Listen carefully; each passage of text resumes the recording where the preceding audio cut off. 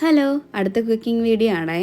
ഇന്ന് ശരിക്കും പറഞ്ഞാൽ ഞാൻ ഇൻഗ്രീഡിയൻസ് എല്ലാം കാണിക്കാൻ മറന്നുപോയി. നമ്മുടെ വെള്ളക്കടലയില്ലേ, അത് വെച്ചിട്ട് നമ്മുടെ പുട്ടിനൊക്കെ പറ്റിയ ഒരു കടല മസാല ആട്ടോ ഉണ്ടാക്കാൻ പോകുന്നത്. ആദ്യം തന്നെ ഞാൻ പാൻ അടുപ്പത്ത് വെച്ചിട്ട് അതിനകത്തോട്ട് നമ്മുടെ കടുകും പെരിഞ്ചീരകവും വറുക്കുന്നുണ്ട്. അതിൻ്റെ അകത്തോട്ട് ഇഞ്ചി വെളുത്തുള്ളിയും കൂടി ഇട്ടിട്ട് അതിനെ നന്നായിട്ട് സോട്ട് ചെയ്തെടുക്കുന്നുണ്ട് കേട്ടോ. നമുക്കിവിടെ ഇല്ലേ ടിന്നിൽ വേവിച്ച കടല മേടിക്കാൻ കിട്ടും, അതാണ് ഞാൻ യൂസ് ചെയ്യുന്നത്.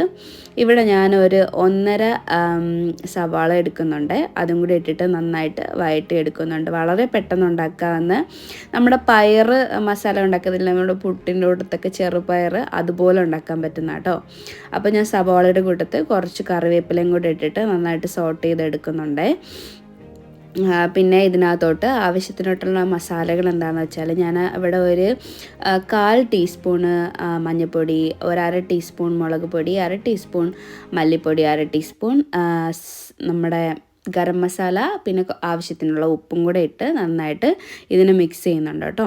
ഇതിൻ്റെ പച്ചമണം എല്ലാം നന്നായിട്ട് മാറ്റിയെടുക്കുന്നവരെ ഒന്ന് വഴറ്റിയെടുക്കുന്നുണ്ട്. പിന്നെ നിങ്ങൾക്ക് അവിടെ ടിന്നിൽ കിട്ടുന്നില്ലെങ്കിൽ നിങ്ങൾക്ക് കടല വേവിച്ചതാണെങ്കിലും യൂസ് ചെയ്യാം കേട്ടോ. കറുത്ത കടല യൂസ് ചെയ്യാം, അല്ലെങ്കിൽ വെള്ളക്കടല യൂസ് ചെയ്യാം. എനിക്കിവിടെ വെള്ളക്കടലാണ് കിട്ടിയത്. ഞാൻ അതിനെ ഒന്ന് കഴുകി എടുത്തിട്ടുണ്ട്.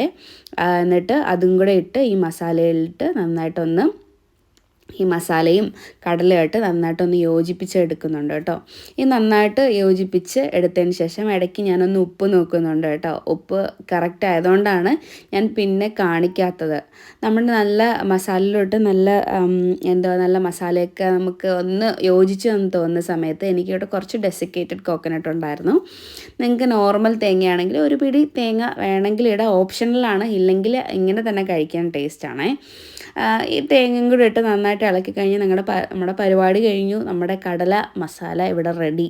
ഇനി നല്ല പുട്ടിൻ്റെ അടുത്ത് ഇത് കഴിക്കുക, അത്ര മാത്രമേ ഉള്ളൂ. ഞാനിവിടെ നല്ല റാഗിപ്പുട്ട് ഉണ്ടാക്കി കേട്ടോ.